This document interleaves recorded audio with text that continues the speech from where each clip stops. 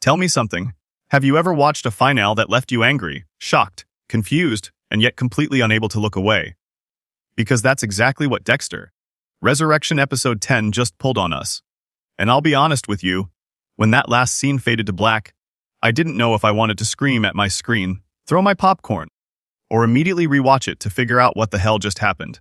Leon Prater is dead. The New York Ripper's mask has been ripped off, and Dexter Morgan, once again, is standing at the bloody crossroads of fate. But here's the real kicker: nothing about this ending feels accidental.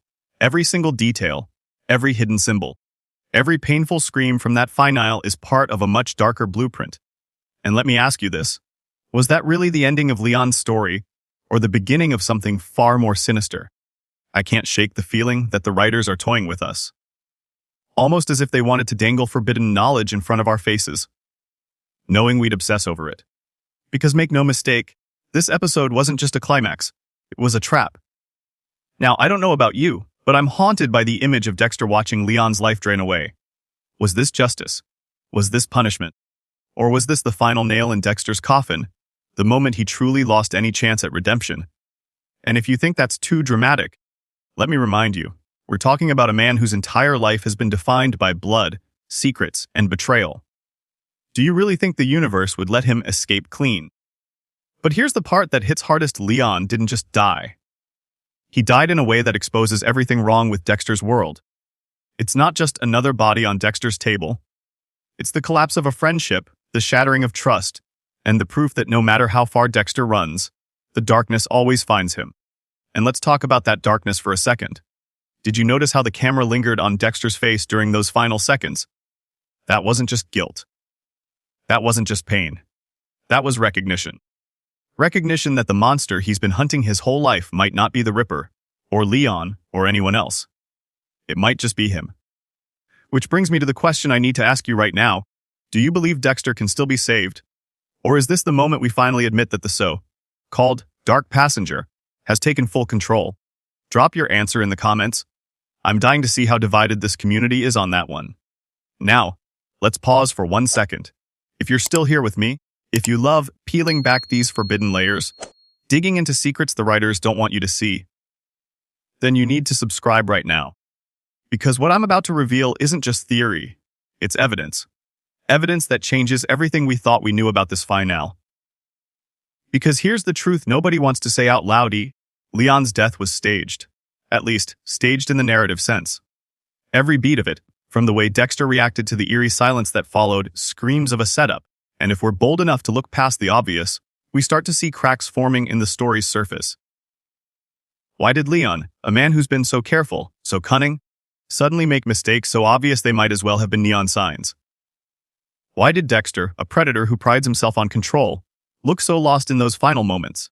And why, out of all possible outcomes, did the writers choose this exact death in this exact way?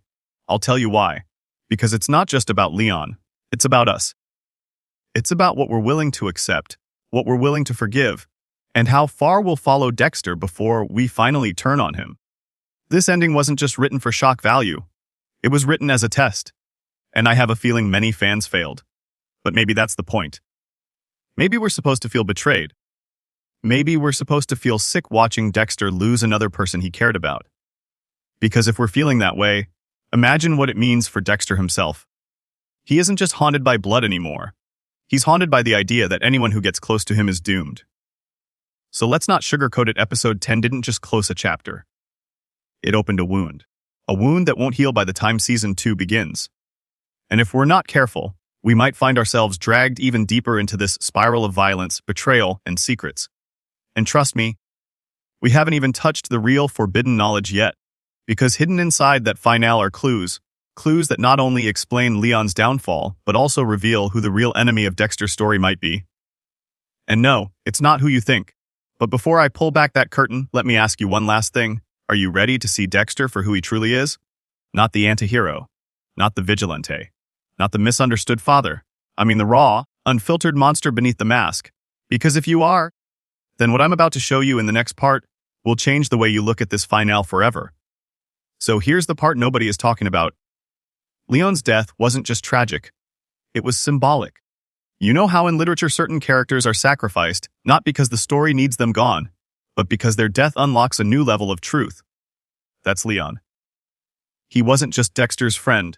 He was a mirror, and in that last moment, when the mirror shattered, Dexter wasn't just looking at Leon. He was looking at himself. Think about it. Leon has always been portrayed as cunning, resourceful, and maybe a little reckless. But what we saw in episode 10 felt off. Almost scripted. Like Leon wasn't fighting to survive, he was performing. Performing for Dexter, for us, for the story itself. And that makes me wonder, did Leon know his fate long before that final showdown? Here's a forbidden piece of knowledge most viewers missed. The way Leon spoke in his last conversation with Dexter wasn't the voice of a man desperate to live. It was the voice of someone resigned. Almost as if he understood that his role was bigger than survival. And if that's true, then Leon's death wasn't just an accident of the plot. It was a ritual. Now, here's where it gets disturbing. If Leon was a mirror, and that mirror shattered, then what's left for Dexter to see? Nothing but the monster underneath. Which means this wasn't just the death of a friend. It was the death of Dexter's last excuse. No more pretending he can keep his humanity intact. No more hiding behind the thin veil of doing what's necessary. The mask is slipping. And for the first time, Dexter might not have the strength to hold it up. But let's pause for a second. Because I want to pull you in here. Do you think Leon's death was necessary for the story, or was it pure shock value? Drop a comment with either for necessary or face shock value, and let's see where this community really stands. I have a feeling we're going to be split right down the middle on this one. Now, speaking of shock, let's talk about the New York Ripper. Because let's be honest, that reveal didn't just raise eyebrows, it practically broke the fandom in half. I mean, really? The Ripper wasn't who we thought. After weeks of teasing and building tension, they pulled the rug out from under us. Some people call that lazy writing. Me, I call it manipulation. But here's the forbidden secret nobody wants to admit.